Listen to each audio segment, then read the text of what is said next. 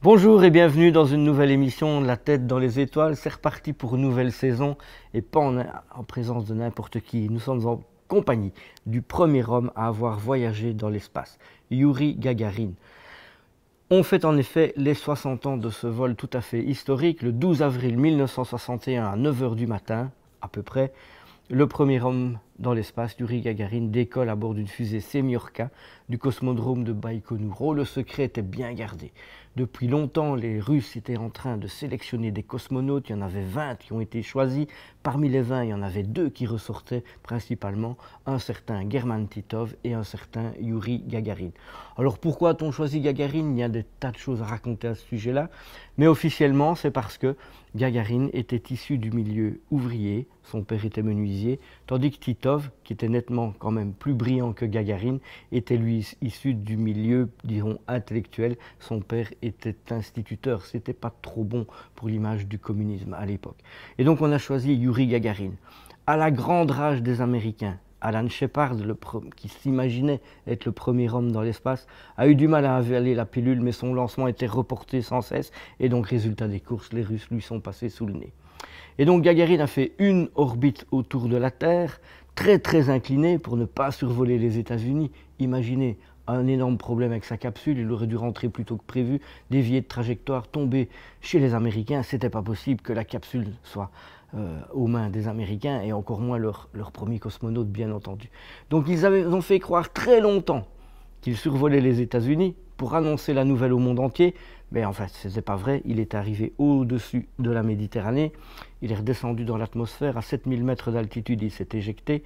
Ce sont donc 2 choses qui sont retombées sur le sol, un Youri Gagarin dans un scaphandre orange, une grosse boule, la capsule Vostok, tombée en plein milieu d'un champ de pommes de terre, devant les yeux ahuris d'une paysanne et de son petit garçon qui était en train de planter les patates. Gagarin, selon la légende, s'est approché d'eux et leur a dit « Madame, jeune homme, n'ayez pas peur, je suis des vôtres, je suis tout simplement le premier homme à avoir été dans l'espace. » Il a demandé pour aller téléphoner à sa hiérarchie, là-dessus des hélicoptères sont arrivés. Vous imaginez la stupeur, l'événement dans le petit village, c'est à proximité de Saratov, le long de la Volga.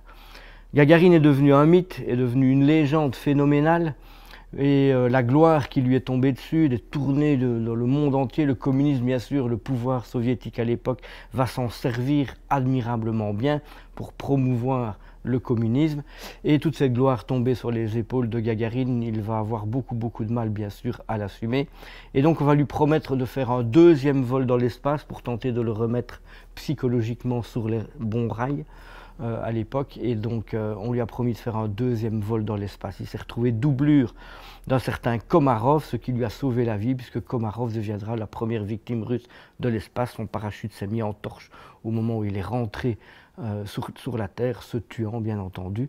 Gagarin l'a échappé belle à ce moment-là, mais ce n'était que partie remise, puisque un peu plus tard, Youri Gagarin va décoller pour un vol d'entraînement avec son instructeur à bord d'un MiG-15 depuis la base militaire à côté de la Cité des Étoiles, dans la banlieue de Moscou. Il va traverser une couche de nuages, il va demander par la radio de changer de cap, on ne sait pas pourquoi, mais il a changé de cap avec l'autorisation du centre de contrôle, et puis on n'a plus jamais eu de nouvelles de Gagarin. On finira par retrouver son avion éparpillé dans un bois de bouleau, le corps déchiqueté de Gagarin et de son instructeur. Évidemment, la mort brusque, soudaine, incompréhensible de Gagarin va alimenter les rumeurs, mais va vraiment l'élever à un niveau de mythe, de légende absolument ahurissant. Et il est toujours ce héros. Si vous allez à Moscou, vous verrez des rues Gagarin, des musées Gagarin, des hôtels Gagarin. Il y a des capsules de Gagarin un peu partout. Il a fait de nombreux vols spatiaux, manifestement. C'est un peu comme la croix du Christ. Hein. Si on rassemblait tous les morceaux qu'on a retrouvés, eh bien, on aurait plusieurs croix. C'est certainement la même chose. Mais c'est à vous dire à quel point Gagarin est très important pour la communauté soviétique.